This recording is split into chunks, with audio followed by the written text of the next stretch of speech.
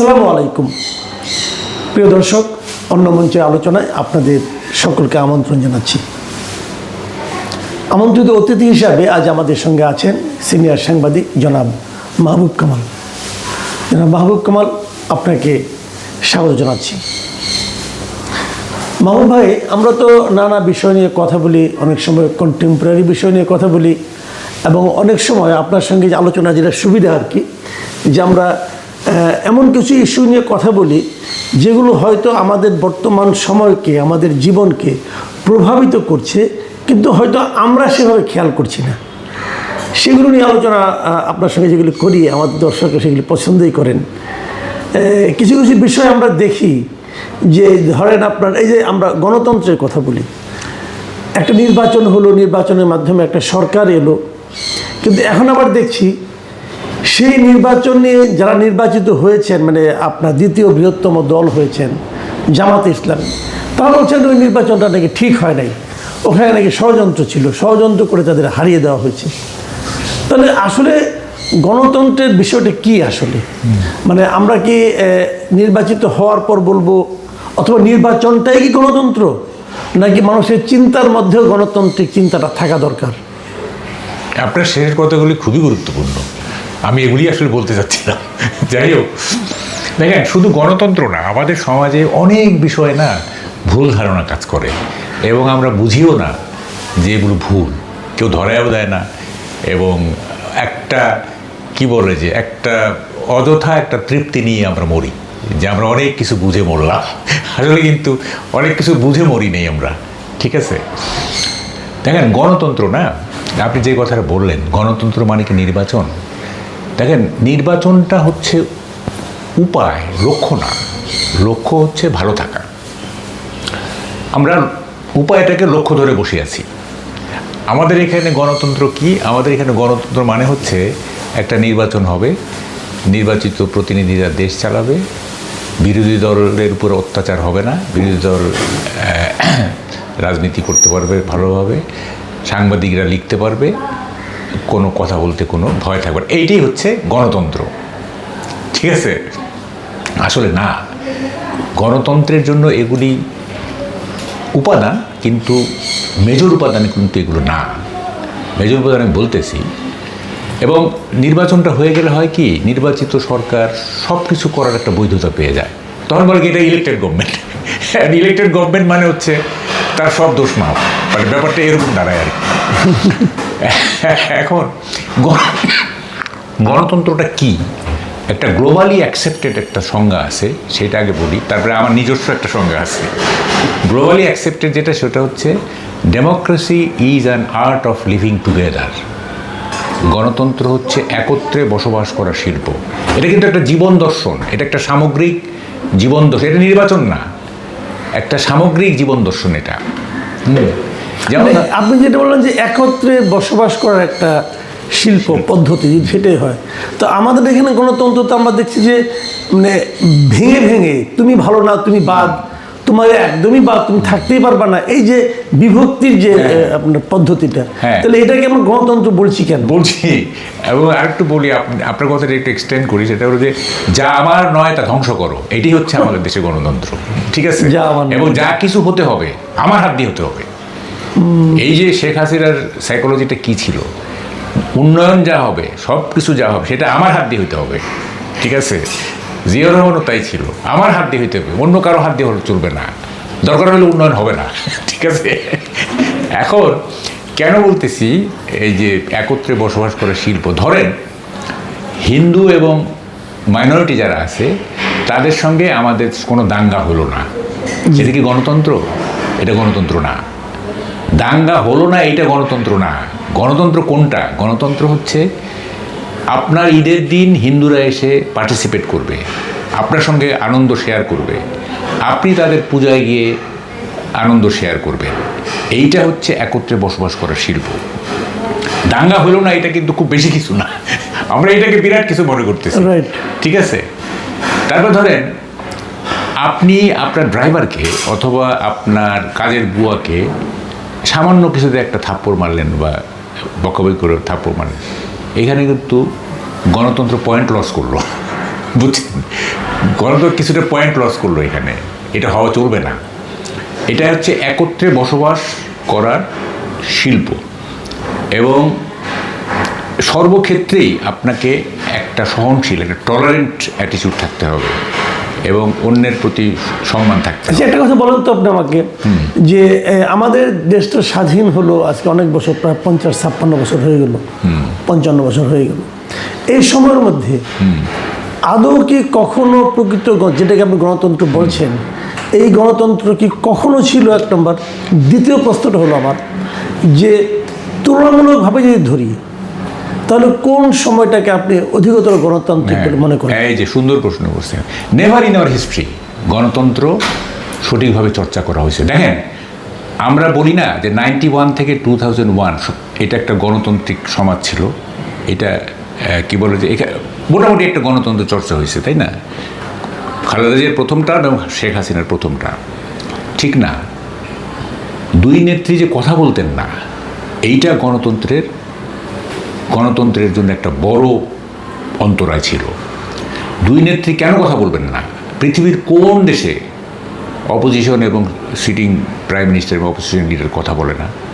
আমরা একেবারে সাপে নেউলে সম্পর্ক ছিল, এটা গণতন্ত্র? এটা তো গণতন্ত্র না, তাই না?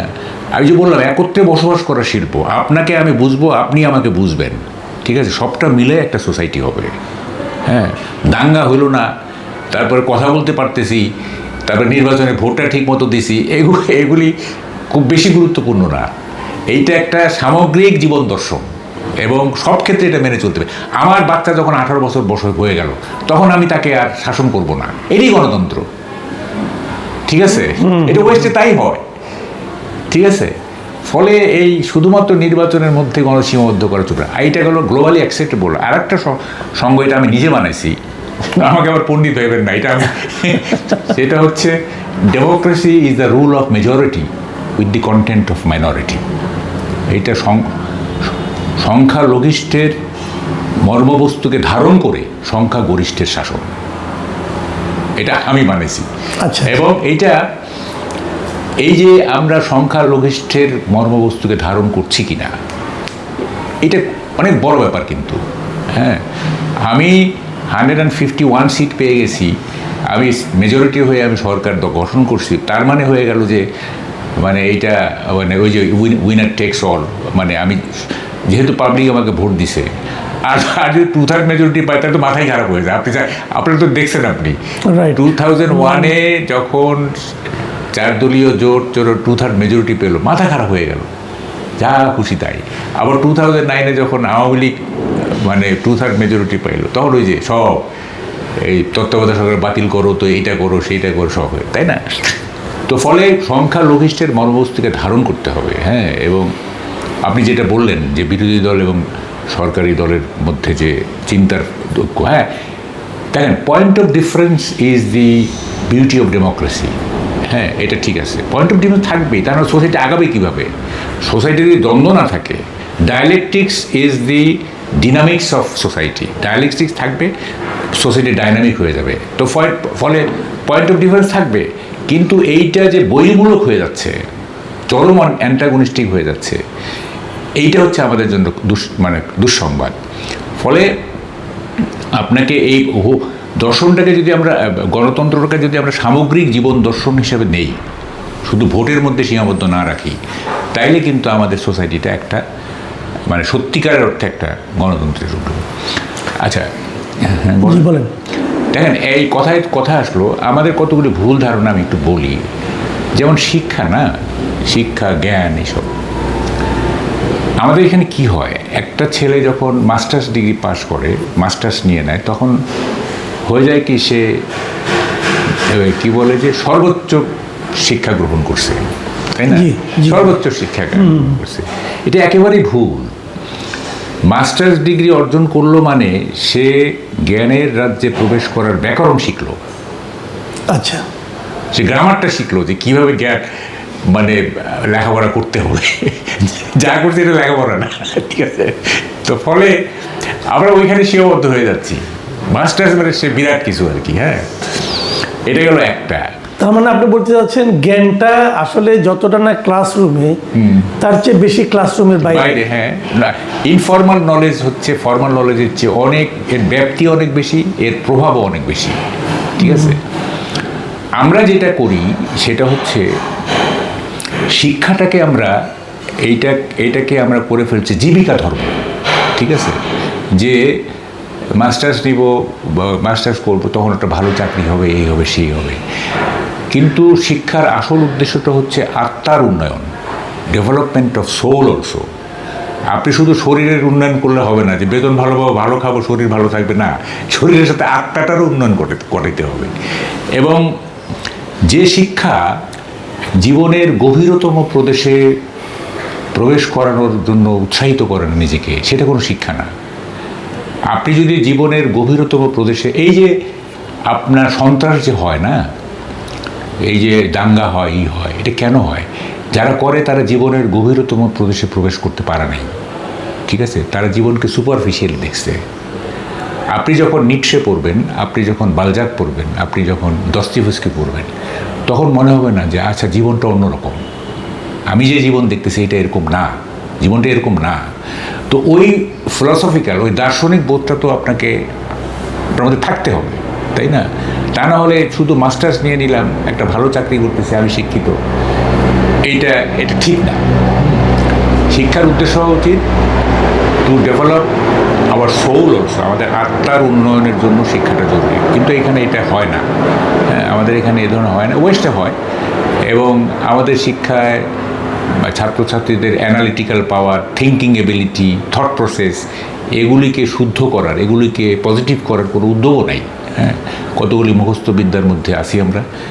জিপিএ 5 পাইছে, বিরাট কিছু। হ্যাঁ, জিপিএ 5 বললেন, জিপিএ 5, আর বললেন না আমার মেয়েটা জিপিএ 5 পায়, বিরাট কিছু হয়ে গেছে আর কি। আচ্ছা, এখানে যেহেতু ওই যে আমার মেয়েটা বললেন না, এইটা কিন্তু আরেকটু আসি, সেইটা হচ্ছে সংস্কৃতি না।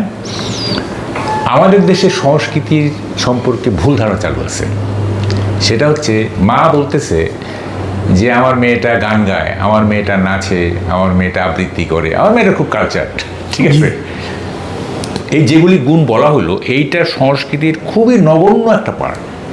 ঠিক আছে, সংস্কৃতি হচ্ছে এই যে আমরা স্ট্রাগল করতেছি বেঁচে থাকার জন্য, টিকে থাকার জন্য, এই স্ট্রাগল করতে গিয়ে আমরা যা যা করতেছি সেইটার গড় প্রকাশ হচ্ছে সংস্কৃতি। ঠিক আছে, এই স্ট্রাগল করতে গিয়ে আমরা কীভাবে খাচ্ছি, কীভাবে পড়ছি, কীভাবে কথা বলছি, কীভাবে আমাদের বিহেভিয়ার প্যাটার্ন গঠিত হচ্ছে, আমাদের সামাজিক ব্যবহার কীভাবে গঠিত হচ্ছে, এই সবটা মিলাই কিন্তু সংস্কৃতি। এইটা হারমোনিয়াম আর তবলা না। ঠিক আছে, আমরা হারমোনিয়াম তবলাকে যদি সংস্কৃতি বলি, এখানে সীমাবদ্ধ করে ফেলি, তাহলে কিন্তু এটা হইল না। ঠিক আছে, এইটা হচ্ছে একটা জনগোষ্ঠী কিভাবে স্ট্রাগল করছে, কিভাবে সামনের দিকে এগিয়ে যাওয়া অথবা টিকে থাকার জন্য স্ট্রাগল করতেছে, এই স্ট্রাগল করতে গিয়ে সে কী ধরনের মানে আচরণ করতেছে, এইটার গড় প্রকাশ হচ্ছে ওই জনগোষ্ঠীর সংস্কৃতি। ঠিক আছে, তো এইটা আমরা হারমোনিয়াম তবলার মধ্যে সীমাবদ্ধ করলে চলবে না। আমি ওই শিক্ষা এবং সংস্কৃতি নিয়ে একটু কথা বলতে চাই আপনার সঙ্গে, একটু কথা বলতে চাই এবং একটু বুঝতে চাই আর কি, যে শিক্ষার যে কথাটা বললেন, যে আমাদের যে ক্লাসরুমের যে শিক্ষা, এটা হলো আসলে শিক্ষার ব্যাকরণটা শেখা। বাকি এই শিক্ষাটা হলো আমাদের জীবন আচরণে, আমাদের চিন্তা ভাবনায়, আমাদের মানে কথাবার্তায়। কারণ আমার প্রশ্ন হলো যে ব্যাকরণটার মধ্যে যদি আমি নিয়মিত প্রতিবন্ধকতা তৈরি করি, নিয়মিত বিভ্রান্তি তৈরি করি, যেমন ধরেন মানে সরকার এলো, সরকার গেল, সরকার আসার সঙ্গে সঙ্গে শিক্ষা ব্যবস্থার কারিকুলামও চেঞ্জ হলো, তো এটাকে আপনি কিভাবে দেখবেন? মানে শিক্ষার কারিকুলাম কেন এত দ্রুত, ব্যাকরণের যে নিয়মটা সেটাই বা কেন এত দ্রুত 5-10 বছর পর পর চেঞ্জ হবে?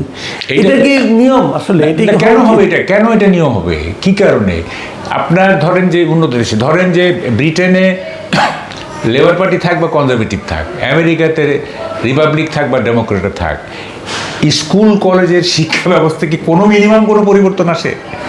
মিনিমাম কিছু যোগ হয়। যেমন ধরেন এই যে বাজেট দিল না, তখন ইকোনমিক্সে একটা অধ্যায় যোগ হবে যে এইবারের বাজেটটা কি হইল, কিন্তু বেসিক যে সিলেবাস যেটা আর কি, হ্যাঁ, সেই সিলেবাস তো পরিবর্তন করার কোনো বরং ওইটাকে ইমপ্রুভ করার চেষ্টা হয়, যে মেথোডোলজিতে আমরা পড়াচ্ছি, যেভাবে পরীক্ষা নিচ্ছি সেটা ঠিক, সেটাকে আরও উন্নত করা যায় কি না।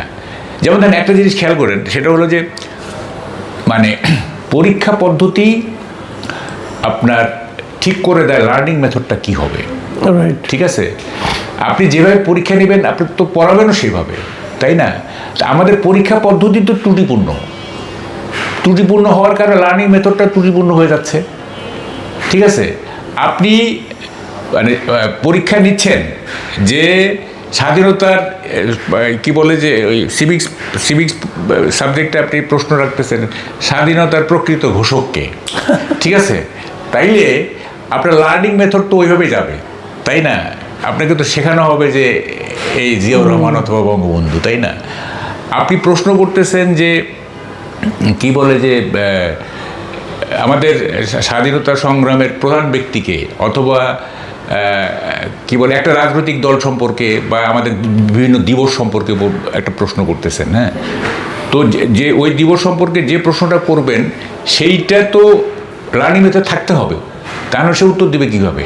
তো ফলে আমরা এই যে কারিকুলাম সাজাচ্ছি এইটা হচ্ছে প্রত্যেকটা সরকার তাদের নিজস্ব আইডিওলজি বলেন, নিজস্ব এজেন্ডা বলেন, নিজস্ব স্বার্থ বলেন, সেইটাকে দেখেন। আমি একটা বলি, 91-এ আপনার দেখবেন বিভিন্ন শিক্ষা প্রতিষ্ঠানে ছাত্রদল জিততেছিল, 91, 92, 93-তে ছাত্রদল জিততেছিল কিন্তু সমানে। তখন আমি একটা লিখছিলাম জায়গা দিনে, ছাত্রদলের বিজয় রহস্য। ছাত্রদলের বিজয় রহস্য হচ্ছে যে কিছু সুরাইয়া খানম থেকে শুরু করে এমাদুদ্দিন আহমেদ সাহেব শুরু করে তারা সিভিক্স বই, পৌরনীতির বই যা লিখছেন সব হচ্ছে বিএনপি ঘরানার জিনিস। ঠিক আছে, কি বলে যে শেখ মুজিবুর রহমান ছিল ভারতের সেবাদাস ইত্যাদি, জিয়াউর রহমান 7ই নভেম্বরের মধ্য দিয়ে একটা জাতীয় ঐক্য গড়ে তুলছে, স্বাধীনতা সার্বভৌমত্ব রক্ষা ইত্যাদি। তো একটা কলেজে ওই বইগুলো ক্লাসে পড়ানো হচ্ছে। ঠিক আছে, তো একটা কলেজে ফার্স্ট ইয়ারের ছাত্র যখন সিভিক্স বইতে পড়তেছে যে বঙ্গবন্ধু হচ্ছে আপনার ভারতের দালাল না, মানে ভারতের সেবাদাস, আর জিয়াউর রহমান হচ্ছে প্রকৃত স্বাধীন, প্রকৃত সার্বভৌমত্ব দিয়ে, তাহলে সে কোথায় ভোট দিবে? সে ছাত্রদলকে ভোট দিবে, তাই না? তাইলে আপনার কারিকুলামটাও কিন্তু দেশের রাজনীতির উপর প্রভাব ফেলতেছে। ঠিক আছে, তো এগুলি তো এগুলো তো দেশপ্রেম না, আসলে এগুলি দেশপ্রেম না, এগুলি দলপ্রেম, হ্যাঁ, এগুলি গোষ্ঠীপ্রেম, হ্যাঁ, ইত্যাদি। তাহলে আপনি যে কথাটা বললেন যে এই যে দেশপ্রেমের কথাটা, তাহলে দেশপ্রেমটাই বা কি? এটা কি খালি মাটির প্রতি প্রেম? দেশটা কি আসলে? দেশের সংজ্ঞাটা আপনি কিভাবে দিবেন? শুনেন, দেশপ্রেম আমাদের এখানে যেটা বলা হয়, ওই কোন একটা গান আছে আর কি, যে দেশদ্রোহীর কণ্ঠে শোনো ওই দেশপ্রেমের গান। ঠিক আছে, তো এখন দেশপ্রেম বলতে আমরা সাধারণত যেটা বোঝানো হয় সেটা হচ্ছে সেনাবাহিনী হচ্ছে দেশপ্রেমিক সংগঠন, অথবা রাজনৈতিক দলের নেতারা বলে যে কি বলে যে আমরা দেশ আগে অমুক তমুক, দেশপ্রেমের একটা ফানুস উড়ানো হয় আর কি। দেশপ্রেম একটা সলিড জিনিস, এটা কোনো বায়বীয় জিনিস না। সলিড জিনিস কীরকম?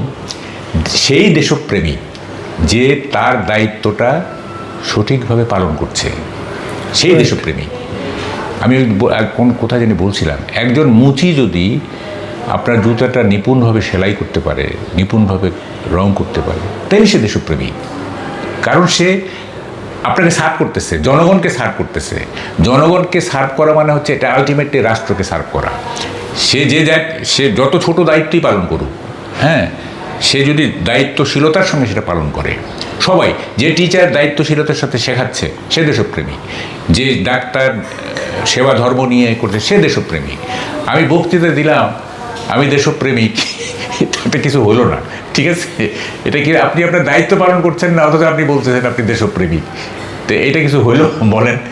তো এটা আসলে কিন্তু একটা প্যারাডক্স। আপনি দেখেন একটা জিনিস, যে আমরা কিন্তু একটা পেশার ক্ষেত্রে মানে তার নামটা উল্লেখ করার আগে অবধারিতভাবে দেশপ্রেমিক শব্দটা ব্যবহার করি। এটা হলো সেনাবাহিনীর ক্ষেত্রে, দেশপ্রেমিক সেনাবাহিনী এরকম আমরা বলি। কিন্তু এটা কী কারণে বলি? এটাকে আসলেই তাদেরকে ভালোবেসে বলি নাকি তাদের ভয় পেয়ে বলি? এখন উত্তরটা আপনি দেন। কথাটা হচ্ছে, দেখেন সেনাবাহিনী তো আমাদের একটা মানে নিশ্চয়ই একটা রাষ্ট্রের একটা বড় অ্যাসেট, তাই না? জি। এবং সেনাবাহিনী আমাদের অনেক দুঃসময়ে আমাদের আমাদের সাহায্য করছে ইত্যাদি, কিন্তু অতিরিক্ত গ্লোরিফাই করা, হ্যাঁ, যেমন এখন শুরু হয়েছে কি আমেরিকাকে অতিরিক্ত গ্লোরিফাই করা। রাইট। আমেরিকা যা না তার চেয়ে বেশি বেশি বলা হচ্ছে, বুঝছেন? তো ফলে যেটা যতটুকু, হ্যাঁ, সেটা আমাদের পরিমিতিভেদর অভাব হয়ে গেছে। আমরা গ্লোরিফাই করতেছি, হ্যাঁ, এবং স্টুপিডদের গ্লোরিফাই করতেছি। এই মার্ক টোয়েনের একটা কথা আছে, nothing disturbs me more than glorification of stupids. স্টুপিডদেরকে যখন গ্লোরিফাই করা হলে এর চেয়ে বড় কিছু আমাকে আর ডিস্টার্ব করে না, সবচেয়ে বেশি ডিস্টার্ব করে এইটা, ঠিক আছে?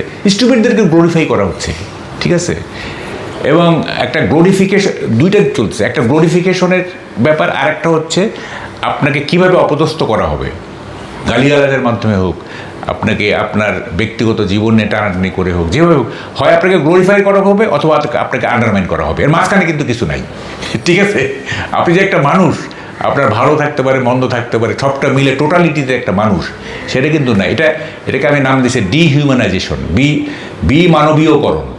মানুষ আর মানুষ থাকতে পারছে না, হয় ফেরেশতা হয়ে যাচ্ছে, না হয় শয়তান হয়ে যাচ্ছে, ঠিক আছে? এই মাঝখানে যে এটা হিউম্যান এন্টিটি, হ্যাঁ, এটার যে ব্লাড অ্যান্ড ওটাকে কি ফ্লেশ অ্যান্ড ব্লাড বলে এটাকে, এটার যে একটা মাংস আছে, রক্ত আছে, এবং এটার যে একটা নিজস্ব মানে কর্মপদ্ধতি আছে, হ্যাঁ, এইটা ভুলে গিয়ে এটা হয় ফেরেশতা বানাও, নাহলে তারা শয়তান বানাও, এই চলতেছে। এবং পরিমিতিবোধের অভাবে এই সোসাইটিটা আসলে কোথায় যাচ্ছে উই ডু নট নো। জি, অনেক ধন্যবাদ জনাব মাহবুব কামাল। প্রিয় দর্শক, আসলে কিন্তু মাহবুব কামাল ভাই আমাদের অনেকগুলো বিষয় আমরা সবসময় দেখি, তাকাই, কিন্তু দেখি না, এটা বলে না, অনেকটা রকম হয়ে গিয়েছে আর কি। আমরা সবসময় ওর মধ্যেই অনিয়মের মধ্যে থাকতে থাকতে অনিয়মগুলিকে স্বাভাবিক মনে করছি, অনিয়মগুলিকে নিয়ম মনে করছি, কিন্তু আসলে কি তাই? কোনো একটা পেশার মধ্যে ভালো মন্দ দুই থাকবে, কোনো একটা চিন্তার মধ্যে ভালো মন্দ দুই থাকবে, কিন্তু আমরা আমাদের মতো করে সেটাকে সংজ্ঞায়িত করছি। আমি যদি বিএনপি করি তাহলে আমার জন্য একটা সংজ্ঞা, আমি যদি আওয়ামী লীগ করি তাহলে আমার জন্য একটা ভালো, আমি যদি জামায়াত করি তাহলে আমার জন্য যেটা ভালো এর বাইরে সবই খারাপ। এটা তো হতে পারে না। আমাদের সবাই এই যে একটা মানে ভিন্নতা, এই ভিন্নতার মধ্যে যে ঐক্যটা থাকতে হবে, আমার তো মনে হয় সেটাই গণতন্ত্র। আপনি আপনার মতো, আমি আমার মতো, সে তার মতো, কিন্তু সবাই মিলে একমতো, সবাই মিলে একটা দেশ, এটাই বোধ করি দেশপ্রেম। আমি জানি না আমি ঠিক মতো বুঝতে পারলাম কিনা। আপনারা মাহবুব কামাল ভাইয়ের ব্যাখ্যা কেমন লাগলো আমাদের লিখে জানাবেন। এখন এ পর্যন্তই, আল্লাহ হাফেজ।